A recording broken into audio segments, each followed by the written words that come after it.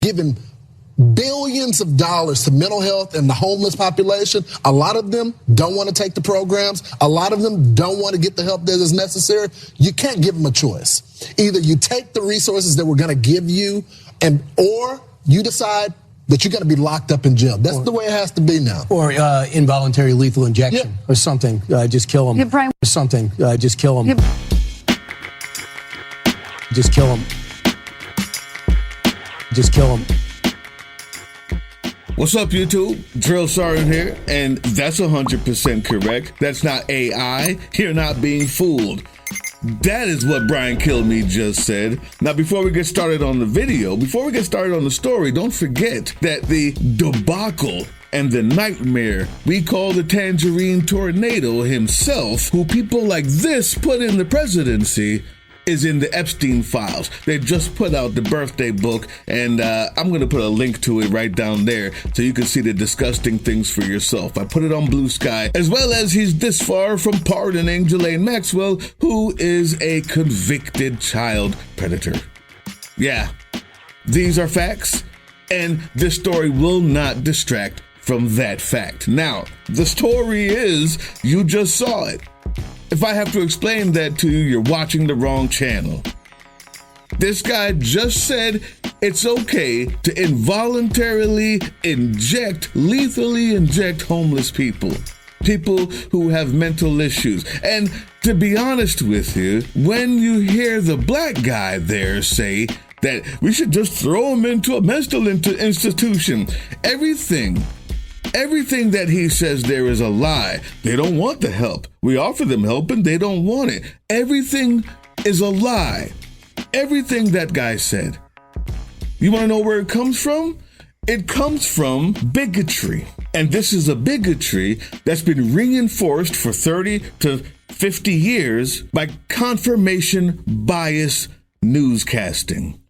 It started with AM radio and Rush Limbaugh. And then more freaks and disgusting people started to make their name on AM radio, and then was filtered into Fox News. And then Fox News would be there as a 24-hour confirmation bias network. So people who were already bigoted, people who already felt like they had a reason to feel better than someone else because of their race, their class, their religion, or their sexual orientation, could turn it on and be confirmed in their bias. Where does that number come from? Did anyone ask him? No. We already know that they're spending billions on this. Where? How?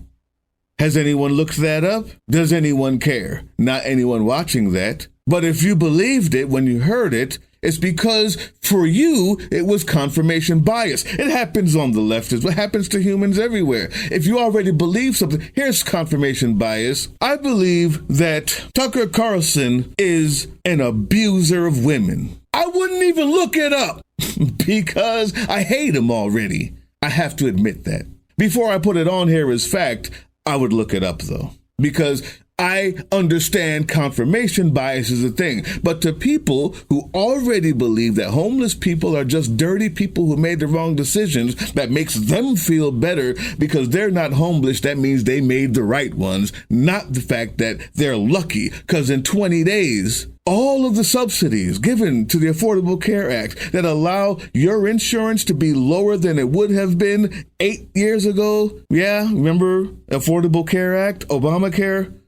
That we just forgot about when we voted against our own interest yet again? Yeah, all of that goes away in 20 days. It's already voted on. It's not something that might happen. It's already happened. And 20 days from now, when you get a letter saying that your insurance goes up, because you're reminded that the only reason your insurance was as cheap as it was because you had the Affordable Care Act giving subsidies to them, we'll all at that point be reminded of how close we are to the homeless person, but not the person who just saw what we saw and thinks that that guy is right. Took it without even asking a question. But there's a more important question here. I'm going to show you this clip. It's going to be a different version of it. And it's really funny, actually. Not that anything that is, The subject is not funny, guys, but you'll see what I mean afterwards. And that's going to take us to exactly why we're here, what's happening in Congress, and a bigger story than even Kilmeade saying, let's just kill all the homeless people. Because I guarantee you, they've always wanted to do that. They just couldn't wait to find someone to agree with them on TV. Watch this, laugh at it, and we'll come back. They have given billions of dollars to mental health and the homeless population. A lot of them don't want to take the programs. A lot of them don't want to get the help that is necessary. You can't give them a choice. Either you take the resources that we're going to give you, or you decide that you're going to be locked up in jail. That's the way it has to be now. Or involuntary lethal injection or something. Just kill them. Yeah, Brian, why did it have to get to this point? Right. I would say this. We're not voting for the right people. They have given... You saw that?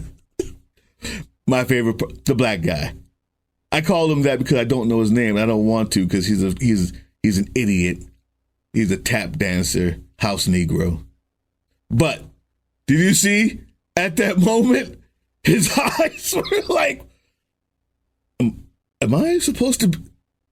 Did he supposed to say that? Is that on the teleprompter? What happens is, in that moment, instead of having a spine, instead of doing and saying something that he knew he should have inside of his heart, he had to make an agreement.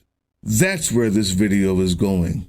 I want to show you every one of those people that turn on Fox News for confirmation bias. And if you're on the left and you turn on anything you turn on, including me, for confirmation bias, but don't look at it critically. There will come a time that at Eris, when her video finally comes out, it's supposed to be out today, but it's tough.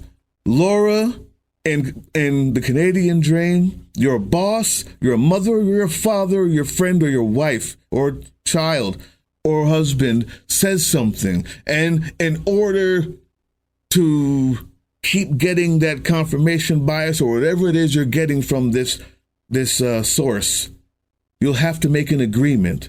Like this black guy, this idiot, this feckless tap dancer did. Because when he heard that, he knew it was wrong. You see it in his face. But he had to make an agreement. And once you make that one agreement, the next one isn't so hard. Or you'll have to make it because you already made this one. Case in point, this is what happened on the Senate floor yesterday. Today, I want to talk about another common part of this story about how democracies evaporate, and that's the subjugation of the legislative branch to a corrupt executive branch. Put another way, in healthy democracies, the legislature or the parliament sees itself as a check on runaway executive power. It stands up regularly for its powers, its prerogatives, no matter who the president or the prime minister is. In a disappearing democracy, the legislature effectively operates as an arm of the executive, simply taking orders, including orders to wind down the independent power of the legislature. This is what is happening here, right now, in the United States Senate. One of the most important checks on executive power given to the Senate by the Constitution is the power of consent for nominees to high executive office. It prevents a president from installing in power unqualified or corrupt people. It allows the legislature, and through the legislature, the people, to make sure that the executive branch stays in its lane, executing the law, not making the law. Now, yesterday, we effectively gave that power up in an extraordinary way. Senate Republicans went nuclear. That means they used their majority power to change the rules of the Senate unilaterally without any Democratic support. So that now, in one single vote, the Senate can confirm 50 or 100 or 1,000 Trump nominees all at once. From the founding of our republic until yesterday, without unanimous consent, the Senate voted on one nominee at a time. Now the Senate can batch together dozens or hundreds of nominees in one vote, essentially obliterating our power of advice and consent. If you ask yourself, how is it that Republicans are willing to give up all of their own power, the only power they have left? I mean, literally, just say, forget it. We're not going to approve any of these people. We either approve all of them or none of them. So you have no choice. you have to ask yourself, how many agreements have they made before this? And so when this came up, they had no choice but to go with it or look like fools. They had no choice but to go with it or write their own death warrants politically.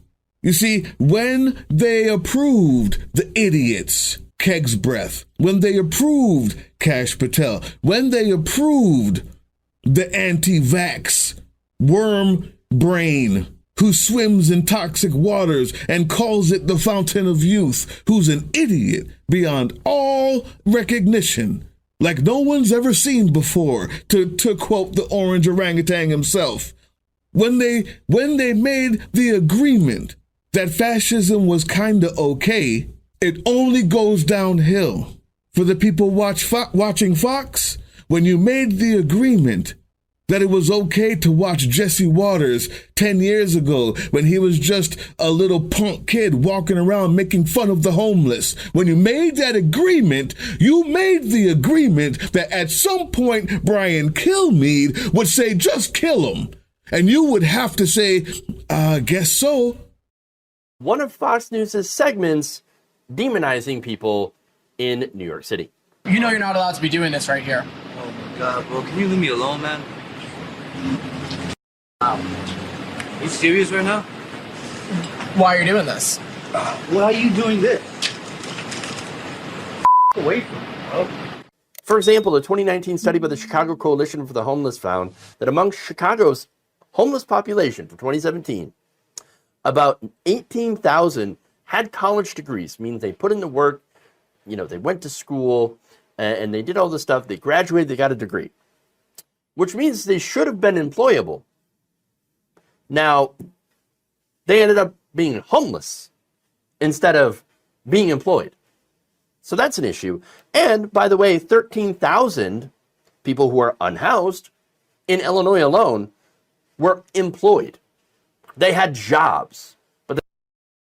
Because like that black buck on the side of the couch with his eyes wide and shocked at what he just heard, you didn't have the testicular fortitude or ovarian fortitude to say that was wrong then. And you made the agreement to keep watching the filth. If I've ever given you a reason to make that agreement, I also give you the chance to put it down in the comment section. And I also have different opinions on purpose on here so that you don't have to feel like you have to make that agreement. You can disagree with me, but everything that I speak is truth as I know it and as I see it. Once you've made an agreement with the person who was walking around laughing at homeless people, at people with accents, and calling it news, you made the agreement back then that it was already going to be okay to inject them without their permission and just kill them all. You just didn't have the testicular fortitude to say it. What will you agree to next? Hey, yeah, you. Before you click away to watch someone unbox a tactical toothbrush, let's talk about something real. Political Drain isn't just another content mill. We're a digital front in a very real war. Not with bullets, but with ideas, with action, and with solidarity. We pair urgent news with critical education. And we build community around actual resistance, not the hashtag kind. The kind that moves. But here's the thing. None of this is free. It isn't. Behind every video is time, labor, research, and some weird guy asking if we're going to pay the hosting bill. And yeah, some of that money goes to things we can't necessarily say out loud. If you know, you know. Let's just say our special ops aren't Call of Duty LARPers. They're people making real moves to protect, uplift, and organize. You're not just funding a channel. You're funding a resistance network in a world where capital still calls the shots. Unfortunately, in a system built on artificial scarcity, even mutual aid has a price tag. And if we want to grow, if we want to win, we need your help. We need your help. So if you've got even a few bucks to spare, toss it our way. It's not for ads. It's not for merch drops. but for people making moves in the shadows so others can do it in the light. It's just us and you. So fund the mission, fund the fight, fund the future, because nobody's coming to save us. We save each other. That's how this works. Follow us on all these things you see here, and our link tree is in the description. Maybe even get some merch.